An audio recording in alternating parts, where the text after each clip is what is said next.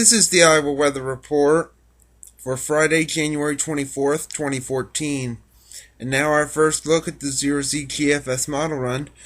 At noon today, we still have this northwesterly flow coming clear across the Arctic and the Yukon and Canada into the country, the ridge over the west, and it's just going to continue to bring these clipper systems. We'll have the temperatures fairly warm today with 20s in the east, 30s and 40s, maybe approaching 50 in the west. But that'll be short-lived because the clipper system's coming through very late tonight into Saturday morning, and that's going to drop the temperatures throughout the day on Saturday. Readings will be dropping back to near or maybe below zero once again by Saturday night and into Sunday. You can see on Sunday another clipper system is going to follow in behind the clipper system late tonight into tomorrow, and that could bring some more snow. Both of them could bring an inch or so of snow. Readings in the teens to around 20 on Sunday, and then the rest of next week looks rather just chilly. Monday could see highs in the single digits, maybe a few areas below zero, lows well below zero in many areas. That looks to be the case also on Tuesday. Cold across pretty much most of the country east of the Rockies. Some lake effect snow, a little bit of precipitation along the Gulf Coast, and some over the north and west.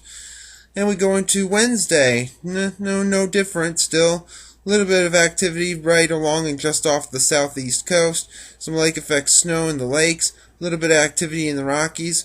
Nothing around here. Still very cold. And it's still cold on Thursday. A little disturbance moving through the Great Lakes could kick off a snow shower there. A little bit of snow activity across the west headed to the Rockies at that point. And a week from today, you can see the flow is now becoming a little more zonal, but you can kind of see the flow coming across the Arctic through western Canada, and then it zips across the country, so it's still going to remain rather cold with that pattern. But the zonal flow is going to slowly raise the temperatures in the south, and that's going to bring systems in, and that could bring us some Gulf moisture and a little bit more snow maybe as we move into the month of February. Speaking of February the 4th into the extended period, we have a kind of a bit of a wavy pattern, not a high amplitude pattern, bit of a trough over the Great Lakes in the upper Midwest, some energy with that, and a storm system to the east of that, and bringing down more cold air. And this is a system we'll have to watch in future days and into a week or so, because this could bring us some significant snows if this is right.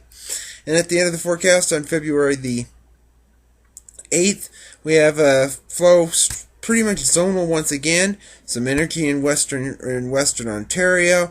Another big upper level feature over the Northeast Pacific could bring some precipitation into the Pacific Northwest at that time, and we could get clipped by a system that could bring some rain and maybe thunderstorms across the Tennessee River Valley. Satellite image from last evening, you can see the clipper system to our north and west. That'll be sweeping through later today into tonight, and with that, a little bit of snow with that, and some clouds across the southern tier of the country. The watch warning map from last evening, plethora of winter weather issues across the Great Lakes, the Midwest, the South, winter storm warnings in Houston, and some issues across the West. QPF chart precipitation over the next 5 days through Tuesday evening at 6 o'clock, showing that precipitation will remain fairly light from about none to maybe a tenth or a tenth and a half an inch of liquid equivalent, and all of that in the form of snow.